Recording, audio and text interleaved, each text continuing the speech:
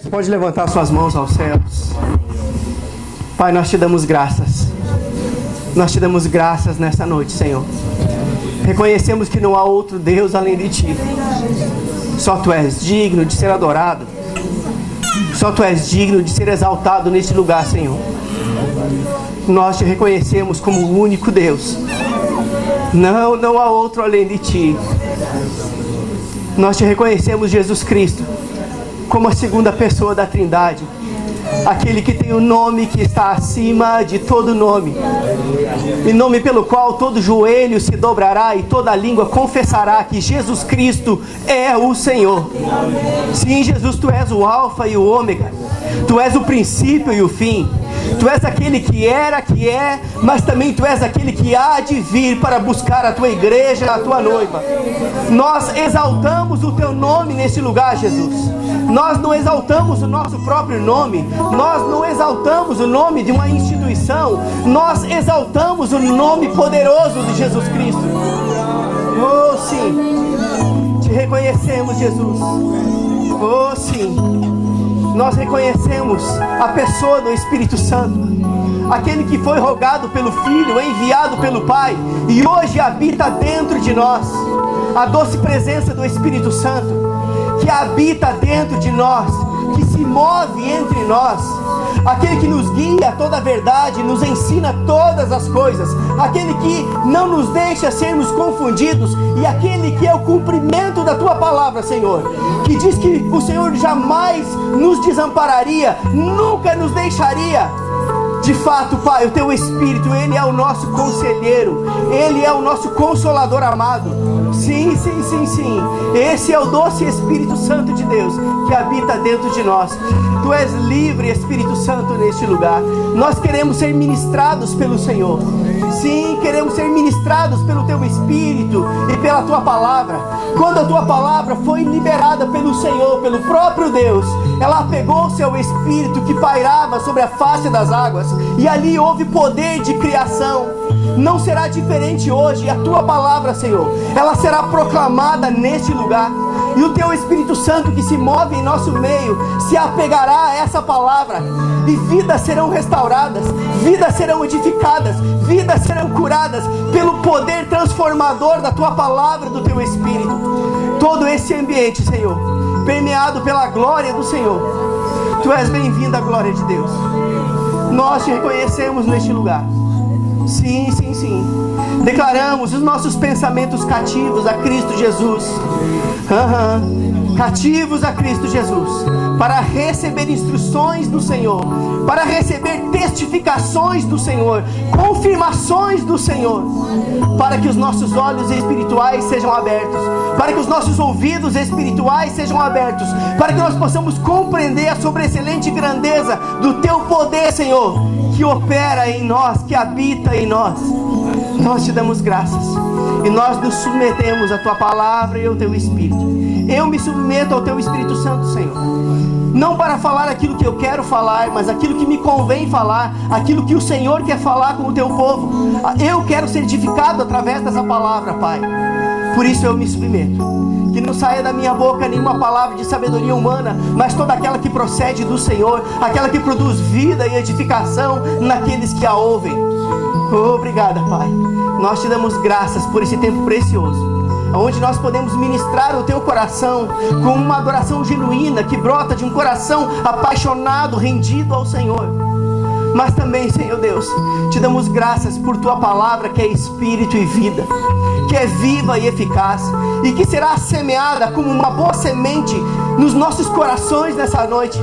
E ela, Senhor Deus, produzirá frutos a 100 por 1, porque nós a recebemos sem resistência, a recebemos com mansidão em nosso coração. Palavra essa que é poderosa para salvar, para restaurar e para curar a nossa alma. Nós Te damos graças, Pai, em o nome de Jesus. Amém? Oh, glória a Deus. Você pode se assentar. Exaltaram o nome de Jesus, exaltaram a palavra. Foram cânticos escolhidos justamente para um momento como esse, onde nós não queremos aqui exaltar o nosso próprio nome. A Bíblia diz que o Senhor exaltou a Jesus e a sua palavra acima de todas as coisas. Jesus exaltou a palavra acima de todas as coisas. E é exatamente esse o nosso propósito para essa cidade, para essa região. Exaltar a palavra poderosa de Jesus Cristo. Sabe por quê, queridos? Porque por mais que denominações, instituições religiosas ou pastores, eles possam ser canais que Deus usa para abençoar o povo, o que de fato vai sustentar a nossa vida é a palavra de Deus. Amém? Hebreus capítulo 1, versículo 3 diz exatamente isso, que Deus sustenta todas as coisas pela palavra do seu poder. Sabe o que isso significa? Que eu e você seremos sustentados pela palavra. No momento da adversidade, no momento da situação difícil, quando ela se apresentar, pessoas poderão nos abraçar, pessoas poderão ser um apoio para nós, mas o que de fato vai nos manter de pé é a palavra de Deus. A Bíblia diz que pela fé vocês estão em pé. A Bíblia diz isso, mas nós sabemos que a fé vem pelo ouvir e ouvir a palavra de Deus. Então, nesses minutos que nós temos aqui, nós vamos discorrer sobre a palavra de Deus, exaltar a palavra de Deus, porque de fato é ela que vai nos manter de pé. Quando nós olhamos para a palavra, João capítulo 8, versículo 32, eu vou me deter um pouco nesse versículo, porque é a base daquilo que nós queremos trazer para essa cidade, é a visão do ministério. Mas quando nós olhamos para João 8, 32, diz o seguinte: conhecereis a verdade e a verdade vos libertará. Mas muitas vezes nós citamos um versículo como esse como no automático, sai da nossa boca no automático, é um versículo tão conhecido nosso, mas muitas vezes nós não sabemos o que de fato é a verdade. Mas Jesus, lá em João 17, ele falou o que era a verdade, e ele disse: Pai, a tua palavra é a verdade. Palavra de Deus. Então, queridos, se existe uma verdade absoluta, é a palavra de Deus. Então, Jesus apontou a palavra como que sendo a verdade, mas se nós olharmos para o mesmo livro de João, lá no versículo 6 do capítulo 14, ele diz o seguinte: eu sou o caminho, a verdade e a vida. Então Jesus, ele disse o seguinte: a tua palavra, Senhor, é a verdade, mas eu também sou a verdade. Por que ele pode dizer que ele é a verdade? Porque Jesus Cristo é a própria palavra que se fez carne. Ele é o verbo, a palavra verbo significa palavra. Ele é a palavra de Deus que se fez carne num homem chamado Jesus. Tabernaculou num homem chamado Jesus. E nós vimos a sua glória como a glória do unigênito do Pai, cheio de graça e de verdade. Ou seja, a palavra de Deus é a verdade. Jesus é a própria palavra que é a verdade. Agora, queridos, quando nós olhamos para esse texto tão conhecido da palavra de Deus, que diz que a palavra é a verdade, Jesus é a verdade, nós poderíamos ler João 14,6 da seguinte maneira. Ou seja, poderíamos ler João 8,32 da seguinte maneira: conhecereis a verdade e a verdade vos conhecereis a palavra e a palavra vos, porque a verdade e a palavra são um. Então, quando nós conhecemos a palavra, ela produz em nós libertação. Agora, quantos sabem que uma verdade, ela sempre tem o outro lado, o oposto, que também é uma verdade? Se a verdade produz libertação em nós, a ausência do conhecimento da verdade nos aprisiona. Se a verdade liberta, a ausência do conhecimento nos aprisiona. Sabe quem falou disso muito bem? Oséias. Oséias 4,6 diz o seguinte: ele diz que por falta de conhecimento o povo perece. Por falta de conhecimento do quê? Da verdade, da palavra de Deus. Quando nós não conhecemos a palavra, nós perecemos. Mas o que de fato é perecer? Algumas versões dizem: o meu povo é destruído. Eu não sei qual é a versão da Bíblia que você tem, mas algumas Bíblias dizem: meu povo perece. Outras Bíblias dizem: o meu povo é destruído. Mas uma definição ainda mais clara desse versículo diz o seguinte: por falta de conhecimento, o meu povo é paralisado.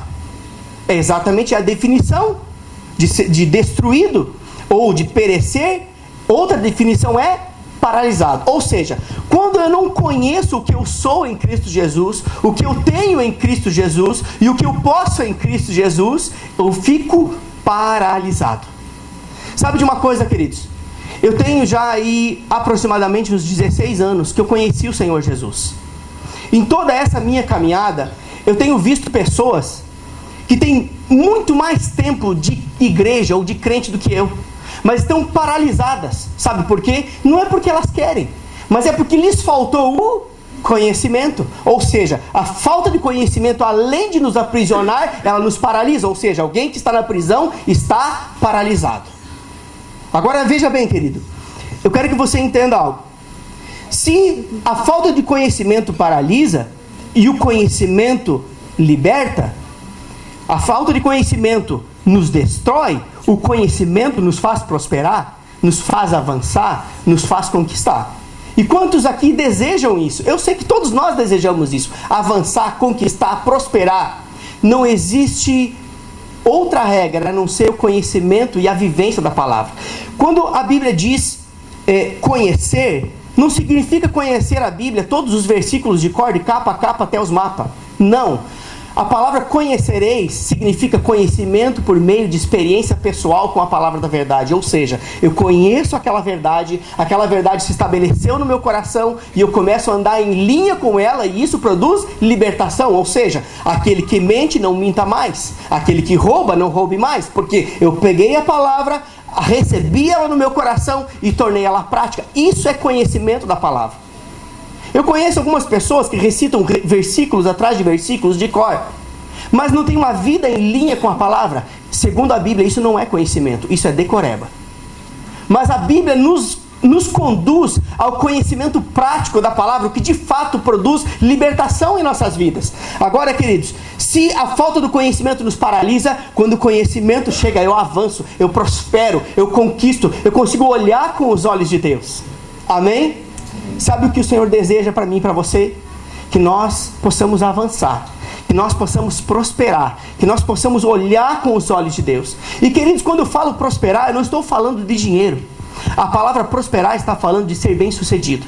Algumas distorções do Evangelho trazem a palavra prosperidade vinculada a dinheiro e fazem culto da prosperidade, não sei o que da prosperidade, mas entenda algo. A palavra prosperar significa ser bem sucedido em tudo o que você fizer. Há pessoas que são tão pobres, mas tão pobres, que tudo que elas têm é dinheiro. Agora entenda algo.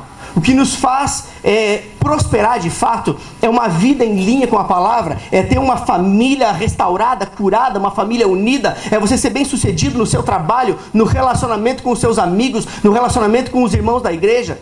Isso é prosperidade segundo a palavra de Deus.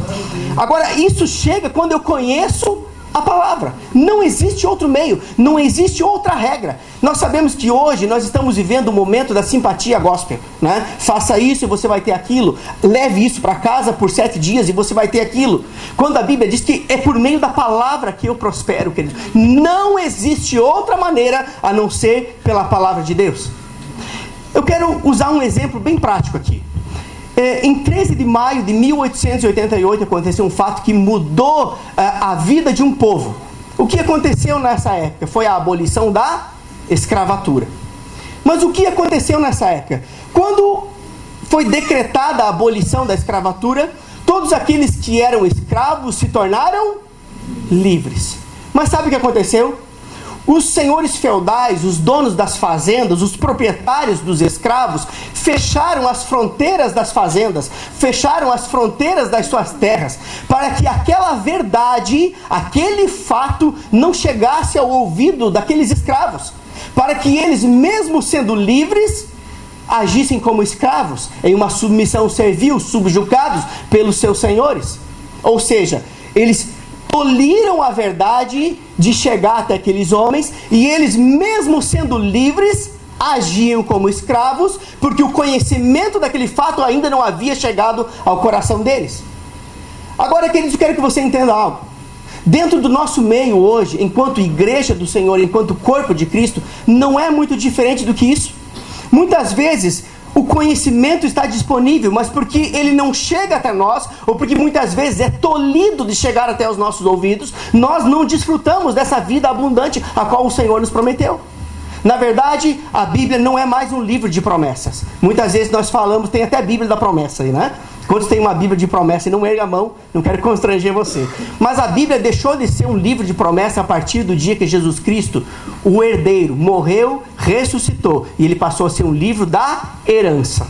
Promessa fala de algo futuro. Quem sabe um dia eu vou conquistar a promessa. Mas a Bíblia deixou de ser um livro de promessa e passou a ser um livro da herança. Está escrito lá: me pertence, Jesus Cristo me deu, Ele pagou o preço, façamos valer a pena o sacrifício de Jesus. Amém? Sabe o que a Bíblia diz? Que eu e você somos co-herdeiros com Cristo Jesus de todas as promessas. Sabe o que é co-herdeiro? Não é alguém que tem uma herança menor do que a de Jesus. Co-herdeiro é alguém que é herdeiro no mesmo nível. Co-herdeiro, o mesmo nível. Amém? Então essa verdade, queridos, chegando ao nosso coração, João 8,32 se torna a carta de alforria de muitos crentes. Quando eu conheci o que eu era, o que eu tinha, o que eu podia em Cristo Jesus, eu confesso para você que eu fui liberto de dogmas, de sofismas de uma religião. Quantos sabem que Jesus Cristo não é religioso? E que o Evangelho não é religioso? Sabe o que significa a palavra religião? Religião significa a tentativa do homem de se religar a Deus. Mas por mais que o homem tente se religar a Deus, ele na sua força jamais conseguirá. Mas Jesus Cristo se fez como nós, para que nós possamos então ter acesso ao Pai. Sabe o que significa? Religião não leva ninguém para o céu. Foram os religiosos que mataram a Jesus. Deus não nos chamou para servir uma religião. Deus nos chamou para servir ao Senhor por intermédio de Jesus Cristo. Amém? Então João 8,32 é a carta de libertação para as nossas vidas. Agora eu quero que você entenda algo. Conhecereis a verdade e a verdade vos... Vocês estão tímidos, gente. Diga: conhecereis a verdade e a verdade vos libertará. A palavra libertar traz a seguinte definição: desatar as mãos. Muitas vezes nós pensamos que libertar significa apenas abrir a porta da prisão. Muitas pessoas de fato vivem isso, prisioneiras de um sistema. Mas tem outras que estão dentro da igreja, de mãos atadas. Conhecereis a verdade e a verdade irá desatar as suas mãos. É isso que esse versículo está dizendo. Conheça a verdade e a verdade vai libertar você, vai desatar as suas mãos. Porque a Bíblia diz que tudo o que você fizer prosperará. Ou seja, a prosperidade de Deus está diretamente ligada a você fazer algo. Mas você não pode fazer nada se as suas mãos estiverem atadas. Mas uma vez conhecendo a palavra, ela vai produzir libertação em você. E você será livre para cumprir o chamado de Deus na sua vida, aquilo que Deus tem para você com excelência. Amém? Eu posso citar para vocês um texto do Velho Testamento que fala muito bem sobre isso. Um versículo tão conhecido nosso, Jeremias 29:11. O que diz lá? Eu aqui conheço os pensamentos que tenho de vós, diz o Senhor. Pensamentos de paz e não de mal, para vos dar o fim que desejais. Em outra versão diz o seguinte: eu aqui sei os planos que tenho para vocês, diz o Senhor. Planos de fazê-los prosperar e não lhes causar dano. Planos de dar-lhes esperança e um futuro. Agora, queridos, nós precisamos entender em que contexto foi que Deus liberou essa palavra sobre um povo. Quando nós olhamos para um versículo como esse, muitas vezes é usado até em palavras proféticas, né? Deus sabe os planos que tem para você. Mas sabe de uma coisa, queridos? Essa palavra saiu da boca de Deus a um povo que estava preso. Era um povo que estava por 70 anos preso no exílio babilônico, subjugado pelos seus senhores, vivendo como escravo, e Deus então libera uma palavra. E no versículo 10, Jeremias 29:10 diz o seguinte: eu farei cumprir toda a palavra que dei a vocês. E aí então vem a sequência do texto. Eu aqui sei os planos que tenho para vocês. Ei, aquele povo estava preso, mas a Bíblia diz que Deus faria cumprir todas as palavras. Ou seja, mesmo preso, nenhuma palavra cairia por terra. Mesmo preso, Deus ainda tinha planos para eles. Não era planos de mal, era planos de paz, era planos de bem, planos de fazê-los prosperar. Loucura! Um povo que estava preso, debaixo do jugo dos seus senhores, vivendo aprisionado naquela situação, mas Deus tinha planos para um povo que estava preso. Sabe o que Deus estava querendo com isso, queridos? Deus estava querendo que aquele povo, mesmo preso e subjugado, voltasse a sonhar, voltasse a fazer projetos, voltasse novamente a ter sonhos de um futuro melhor. Um povo preso precisou de uma palavra para que a libertação deles acontecesse primeiro por dentro e depois por fora. Muitas vezes nós pensamos assim: eu tenho que estar livre por fora, eu tenho que ter liberdade. Os meus líderes precisam me liberar. Queridos, a liberdade começa por dentro. Esse povo estava preso, subjugado. Deus deu uma palavra para avivar neles a esperança, para avivar neles o propósito que não iria cair por terra, porque ele começa dizendo: eu farei cumprir toda a palavra. Não são algumas palavras. Sabe de uma coisa, queridos? Eu tenho palavras na minha vida que já se cumpriram. Outras estão se cumprindo. Amém. Mas tem palavras que vão se cumprir. Amém. Nenhuma vai cair por terra. Porque a Bíblia diz que toda a palavra que veio de Deus para mim vai se cumprir. Agora, para que essa palavra se cumpra, não depende só de Deus, depende de mim. Eu tenho que fazer algo. Querido, seria tão mais confortável para mim ficar em Belo Horizonte. Mas eu preciso abrir mão daquilo que é bom para desfrutar de coisas melhores. Amém. Sabe, queridos, que o nosso maior inimigo são as coisas boas? Nos impedem de desfrutar de coisas melhores. Ficamos presos naquele sistema, presos naquela situação, e fechamos os nossos olhos para aquilo que Deus tem lá na frente. Nós precisamos abrir os nossos olhos espirituais, querido. Amém? Então Deus deu a palavra a esse povo enquanto eles estavam presos no exílio babilônico. Ou seja, Deus estava dizendo para eles: tragam à memória durante o tempo da prisão aquilo que dá esperança. O que é que dá esperança? A palavra de Deus. Sabe, queridos, que o seu chefe não pode te dar esperança? Sabe que um título não pode te dar esperança? Diplomas não podem te dar esperança? Mas o que te dá esperança é a palavra de Deus. Eu não estou falando que essas coisas são ruins, pelo contrário, são ótimas. Mas o que de fato nos faz perseverar é aquilo que Deus nos falou na sua palavra. Amém? Então traga à memória aquilo que Deus te falou. Eu sei que nos momentos de devocional, quando você está lendo, brota um versículo da Bíblia, porque a palavra é viva e eficaz. Você está lendo, brota versículo, sabe o que é isso? Deus falando com você. Quando você está ali diante de uma situação, vem uma impressão no seu espírito, sabe o que é isso? Deus falando com você. Tudo que Deus falou, queridos, se você fizer algo em linha com o que Deus falou, vai se cumprir. Deus estava dizendo: olha, vocês estão presos, são escravos, mas lembrem-se de uma coisa: eu tenho planos para vocês. E os meus planos são planos de paz, não são de mal. São planos de dar um futuro e um propósito para vocês. Planos de fazê-los prosperar e não causar dano algum. Esse povo, eu fico imaginando 70 anos, ano após ano, aquele povo trazendo a memória: Deus tem planos para nós. Oh, que dia dolorido esse. Nós trabalhamos tanto, fomos subjugados pelas pessoas que nos oprimem, mas Deus tem planos para nós. Sabe de uma coisa? Os planos não mudaram. Agora, querido, eu quero que você entenda uma coisa. Quando nós olhamos para um texto como esse, onde nós devemos trazer à memória aquilo que nos dá esperança, ou seja, fazer com que a palavra de Deus que está dentro de nós venha à nossa memória e nos conduza segundo a palavra, porque ela é lâmpada para os nossos pés. Você consegue entender que a palavra que norteia o seu caminho? Ela é lâmpada para os seus pés. Tudo que você fizer, julgue pela palavra. É lícito, não é lícito, Deus aprova, não aprova. Se você fizer isso, você nunca vai errar. Amém? Agora, entenda algo.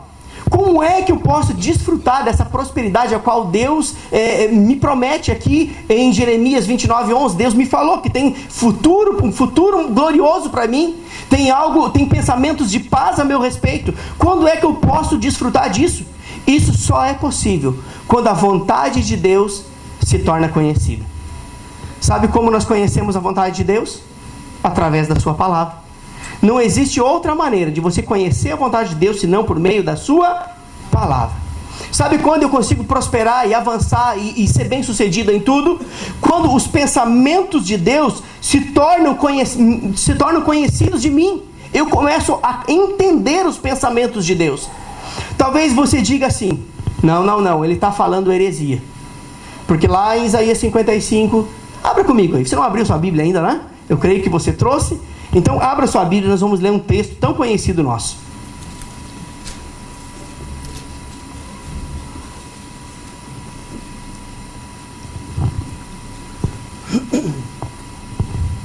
Isaías 55, versículo 8 e 9.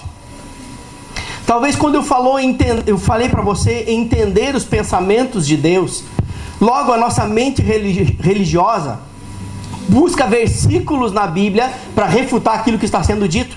Como eu posso entender os pensamentos de Deus, se a Bíblia diz que os pensamentos de Deus são mais altos que os meus, os caminhos de Deus são mais altos que os meus? Vamos entender o que está escrito aqui? Todos abriram? Isaías 55, versículo 8 e 9 diz assim: pois os meus pensamentos não são os pensamentos de vocês, nem os seus caminhos são os meus caminhos, declara o... Quem está falando aqui? O Senhor está falando. Assim como os céus são mais altos do que a terra, também os meus caminhos são mais altos do que os seus caminhos, e os meus pensamentos mais altos do que os seus pensamentos. Então Deus está declarando aqui que jamais seria possível nós entendermos a mente de Deus. É isso? Não. Volta no versículo 7. E você vai entender para quem Deus estava falando essas coisas. Diz o seguinte, versículo 7 diz assim: deixe o ímpio o seu caminho. Para quem Deus estava falando? Porque muitas vezes nós recitamos esse versículo como que sendo para nós. Deus estava falando que os pensamentos do ímpio não eram os pensamentos de Deus, que o caminho do ímpio não era o caminho de Deus. E o texto continua e diz assim: deixe o ímpio o seu caminho e o homem mau os seus pensamentos, volte-se ele para o Senhor, que se compadecerá dele. Converta-se ao nosso Deus, porque grandioso é em perdoar, porque os pensamentos de Deus não são os pensamentos do ímpio, os caminhos de Deus não são os caminhos do ímpio. Mas uma vez se convertendo, Deus é grandioso em perdoar, e os pensamentos do homem convertido passa a ser os pensamentos de Deus. O caminho do homem convertido passa a ser o caminho de Deus, porque quem está em Cristo, Cristo é o caminho. Como eu posso dizer que o caminho de Deus não é o meu caminho se eu estou em Cristo e Cristo é o caminho? Como eu posso dizer que os pensamentos de Deus não são os meus pensamentos, se lá em 1 Coríntios capítulo 2, versículo 16, diz que nós temos a mente de Cristo? Queridos, a Bíblia diz que aquele que é espiritual discerne bem todas as coisas. Discerne aquilo que é de Deus e aquilo que não é. Interpreta coisas espirituais comparando com espirituais. Ou seja, nós temos a mente de Cristo e podemos entender a palavra porque temos o autor da Bíblia morando dentro de nós. Amém. A Bíblia diz que toda a palavra é inspirada. Está lá em Timóteo. Inspirada por quem? Pelo Espírito. Aonde o Espírito habita? Dentro de mim e de você. Sabe o que significa? O autor da Bíblia mora em mim e de você. Amém. Foram homens inspirados que escreveram, mas inspirados pelo Espírito que habita dentro de nós. Ou seja, aquilo que está na mente de Deus, está na sua palavra, uma vez interpretada pelo Espírito, ela está dentro de nós, e eu posso entender como Deus pensa a meu respeito. Oh, glória a Deus. Nós precisamos nos ver como Deus nos vê, queridos. Oh, glória a Deus por isso. Sabe de uma coisa, queridos? Esse mesmo texto de 1 Coríntios capítulo 2, 16 diz o seguinte: você apenas ouça, para que nós possamos ganhar tempo, mas eu prometo para você que todos os versículos que eu citei estão na palavra. Se você quiser, eu posso dar para você anotar depois, para você comparar e ver que eu não falei nenhuma bobagem aqui, tá bom? Mas 1 Coríntios 2, 16 diz o seguinte: pois quem conheceu a mente do Senhor para que o possa instruir? Nós, porém, temos a mente de Cristo. Ou seja, nós não podemos instruir a Deus, mas podemos ser instruídos por Ele. Amém? Por meio do seu Espírito. Agora veja bem, Jeremias 29, 11, esse texto que nós lemos, ele diz algo tão maravilhoso aqui: porque eu bem sei os pensamentos que penso de vós, diz o Senhor, pensamentos de paz e não de mal, para vos dar o fim que desejais. Sabe o que isso significa, queridos? Que Deus tem pensamentos a seu respeito. Amém. Todos os dias, todos os minutos, todos os anos, Deus tem pensamentos a seu respeito. Sabe o que vai nos fazer avançar e prosperar? Entender o que Deus está pensando a nosso respeito.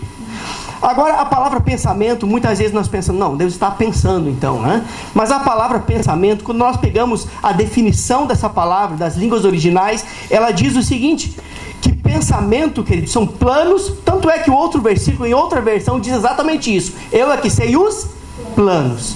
Planos, propósitos, projetos. Pensamentos traz essa definição. Eu é que sei os planos que tenho para vocês. Eu é que sei os propósitos que tenho para vocês. Eu é que sei os projetos que tenho para vocês. Ei, Deus tem projetos para você.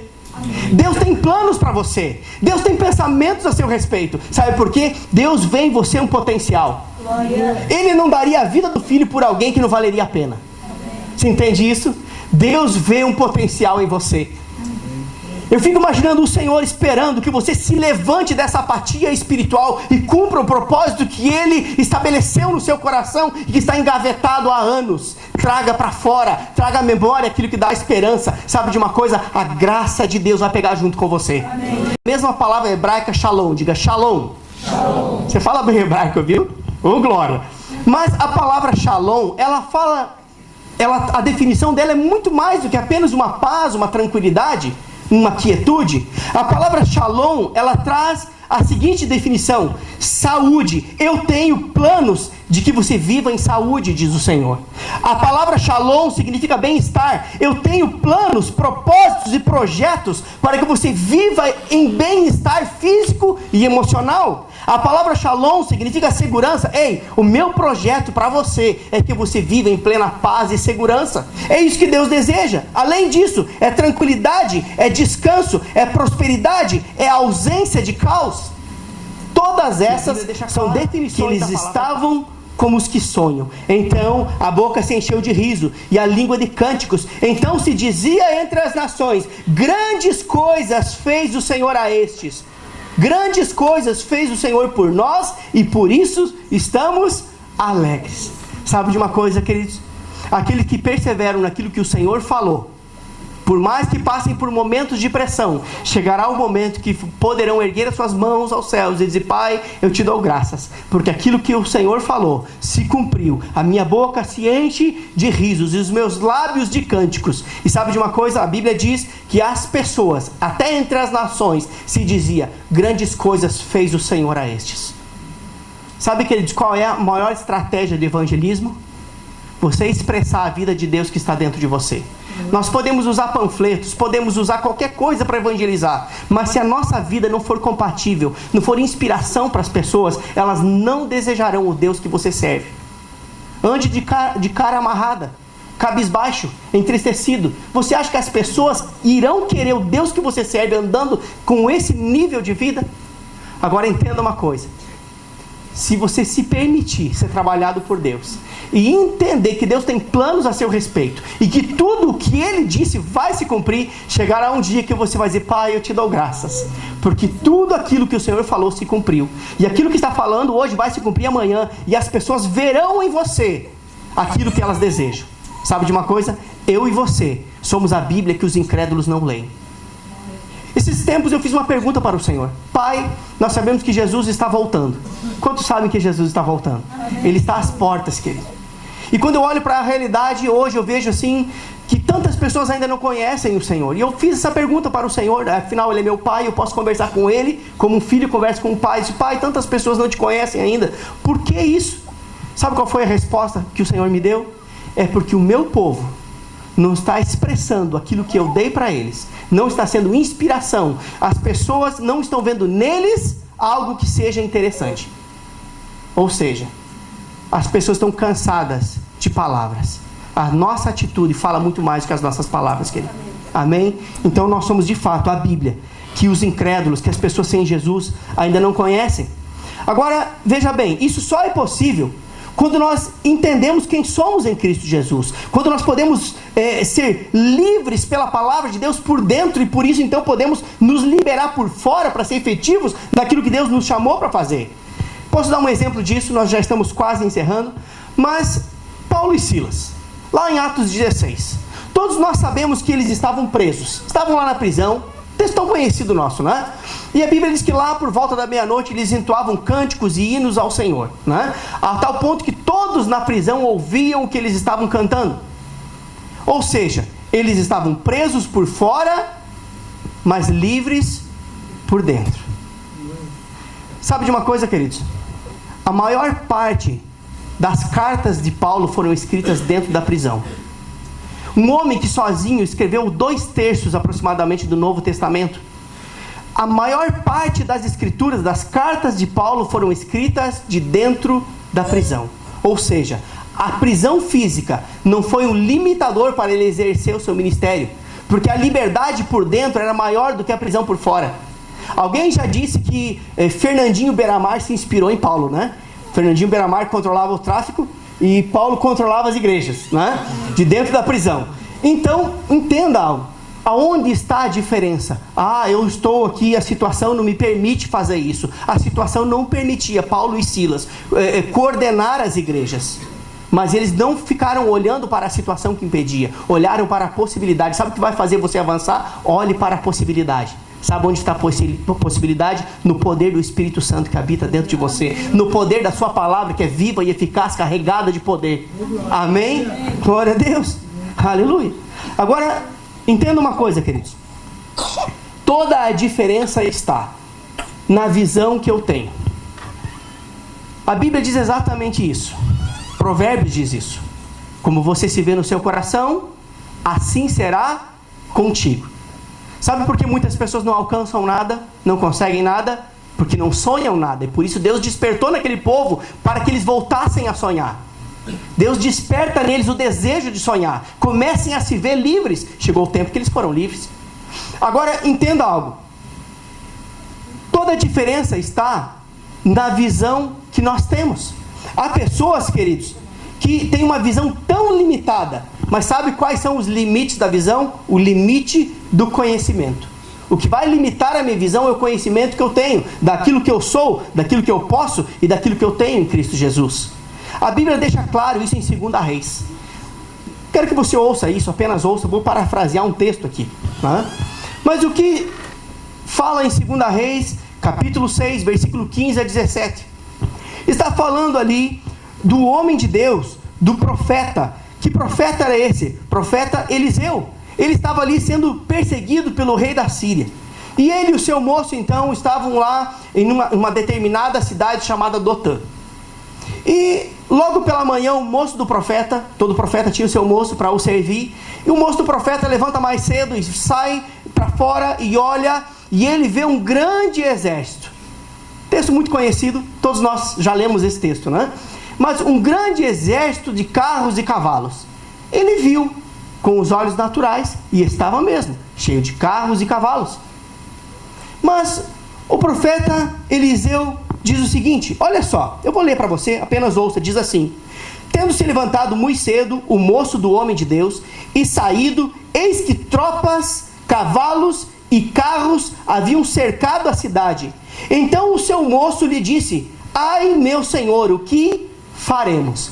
Quantas vezes eu e você lançamos essa resposta para o Senhor, para o nosso Deus? Aqui ele estava falando com um representante de Deus, era um profeta, um representante de Deus. Hoje nós não temos mais profetas para mediar, só existe um mediador entre nós e o Senhor, Jesus Cristo. Amém? Hoje nós podemos nos achegar confiadamente ao trono da graça e falar com o nosso Pai, porque Ele é o nosso Pai. Mas quantas vezes nós falamos isso: meu Senhor, e agora? O que eu faço?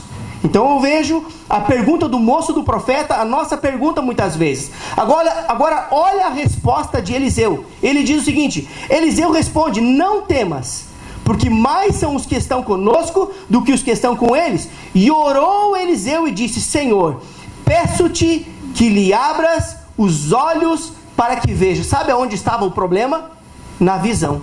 A oração não foi para que os inimigos fossem derrotados. A oração não foi para que um anjo do céu viesse e derrotasse os inimigos. A oração de Eliseu foi para que os olhos do moço fossem abertos. Ou seja, aonde estava o problema? Na visão. Um homem de Deus olhando com uma visão de Deus, e um moço olhando com a visão natural. Queridos, nós precisamos ser despertados para olhar com os olhos de Deus. Você entende o que eu estou dizendo? A perceber com a percepção de Deus. E diz mais: o Senhor abriu os olhos do moço e ele viu que o monte estava cheio de cavalos e carros de fogo em redor de Eliseu. Sabe de uma coisa? O que Eliseu falou foi o que Paulo falou em Romanos 8:31. O que foi que Paulo falou? Que diremos, pois, à vista dessas coisas? Se Deus é por nós, quem será contra nós?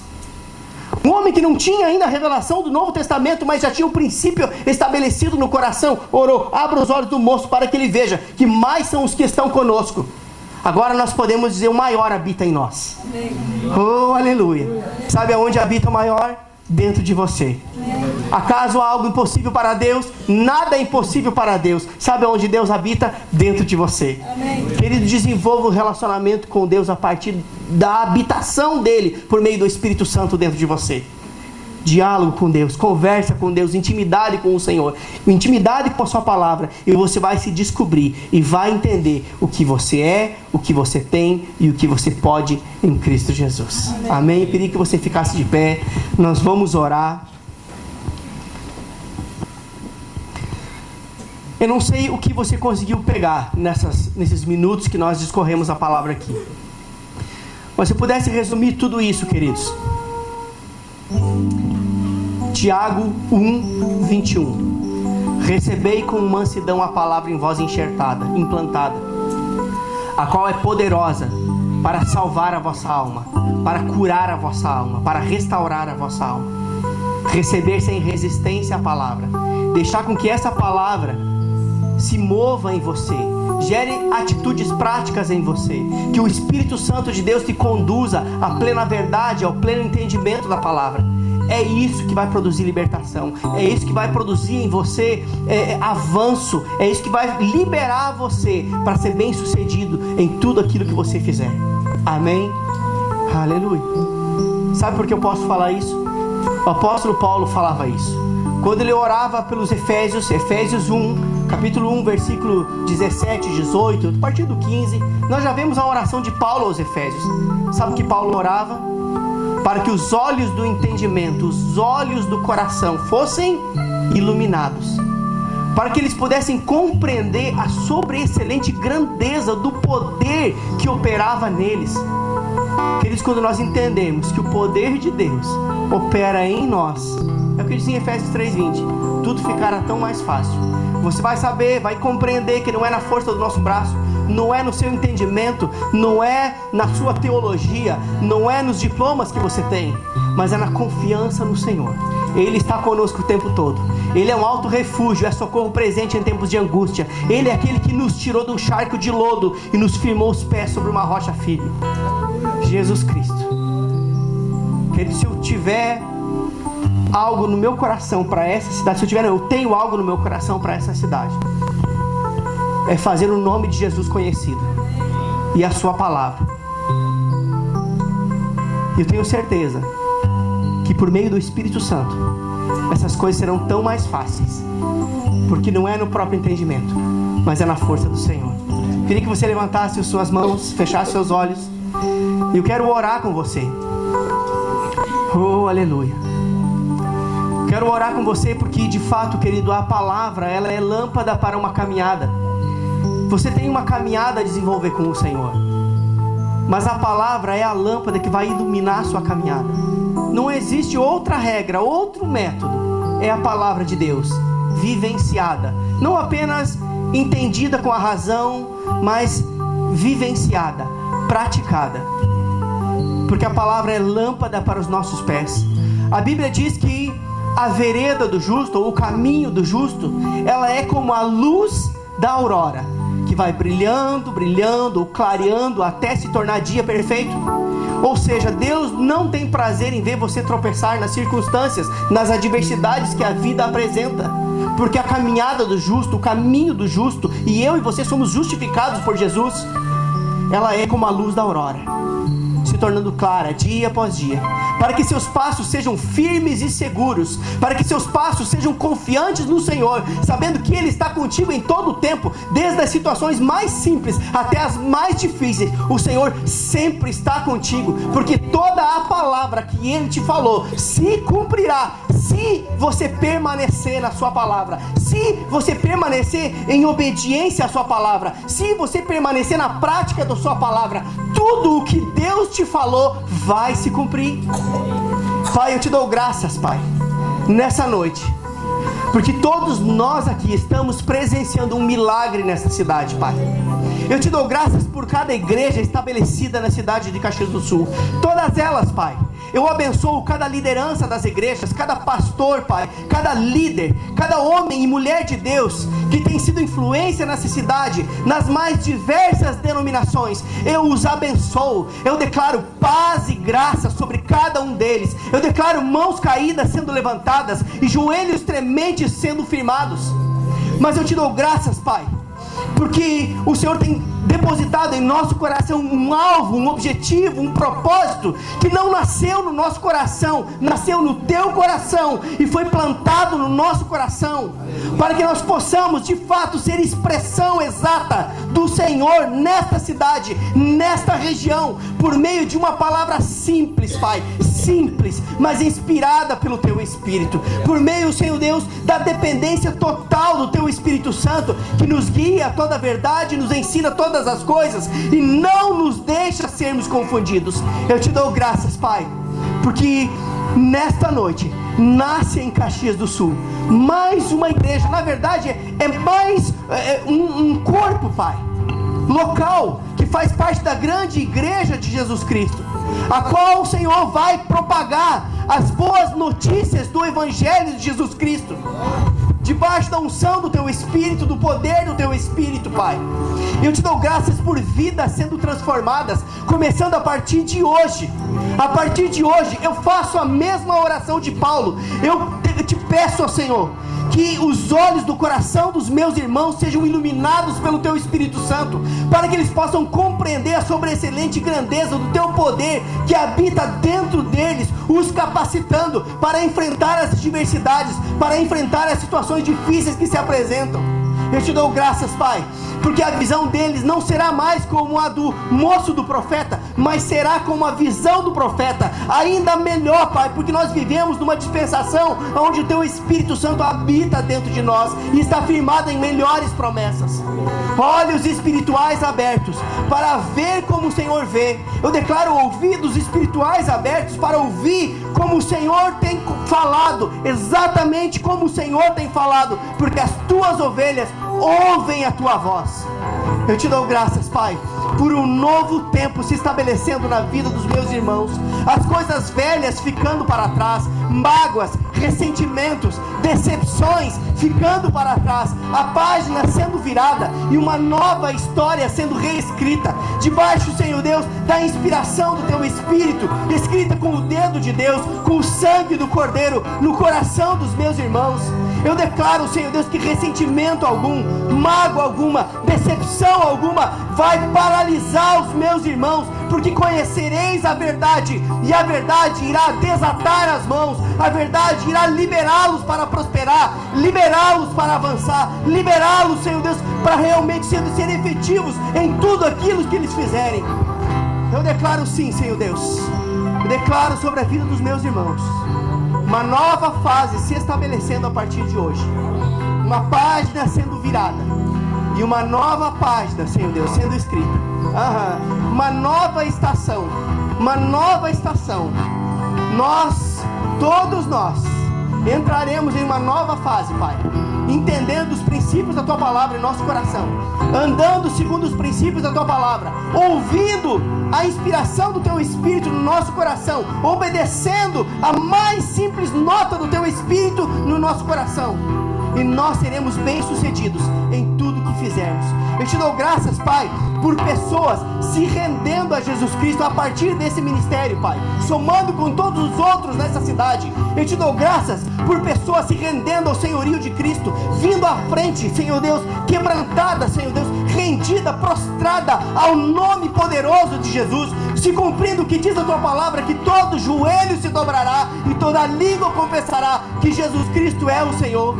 Pai, eu te dou graças, porque por meio da pregação do Evangelho, vidas serão transformadas, vidas serão salvas, casamentos serão restaurados, Pai. Sim, sim, sim, sim.